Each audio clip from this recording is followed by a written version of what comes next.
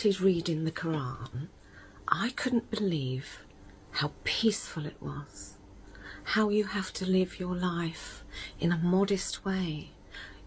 You have to forgive and you have to give to charity. So it's all about looking after each other, isn't it?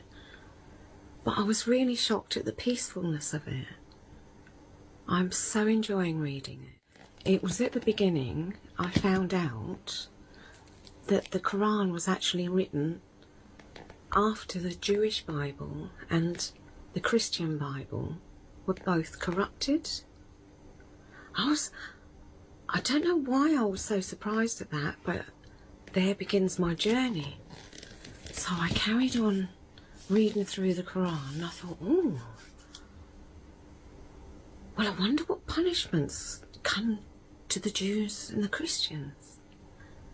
And in Surah 5, I got my answer.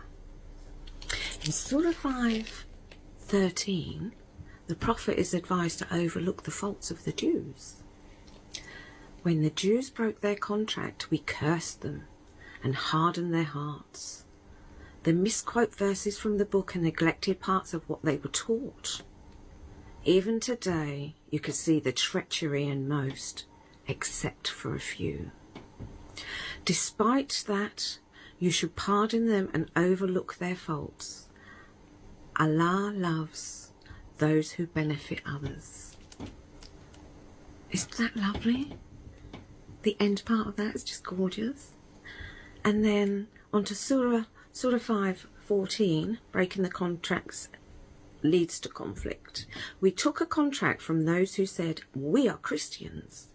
When they neglected parts of their teaching, we whipped up enmity and resentment amongst them and will continue until Judgment Day.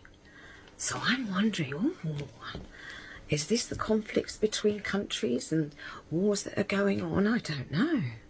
But it does seem true. They did get their comeuppance. But even after all that, Allah comes back and offers them peace again.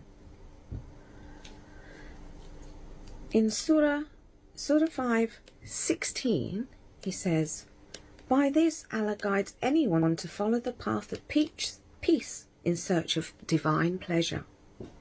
The Quran, by his authority, takes them out of the darkness and into the light and guides them on a straight path.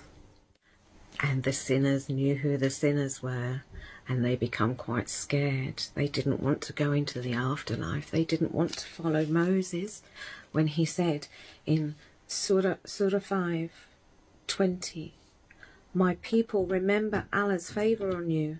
He appointed prophets and kings among you. So Musa, didn't know what to do. So he went to his Lord. Surah 5:25. Musa said, my Lord, I have only control over myself and my brother. So separate the two of us from these sinful people.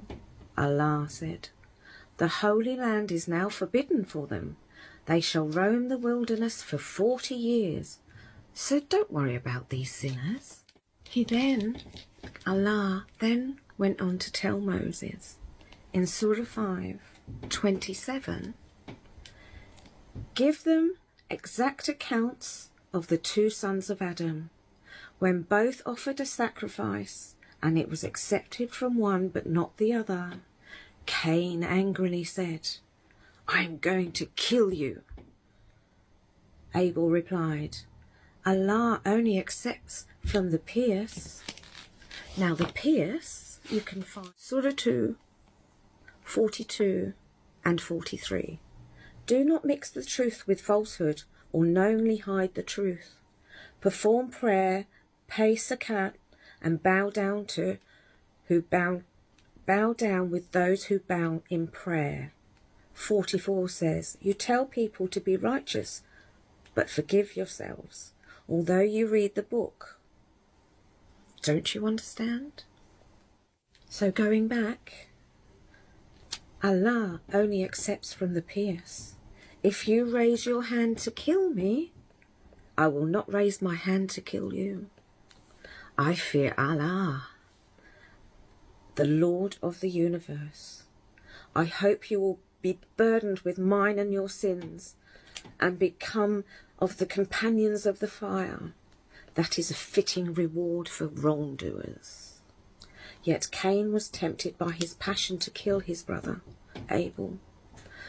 So he killed him and became a loser in this world and the next. Because of this, and because of what happened, Allah entered the next section of the Quran, Surah 5:32.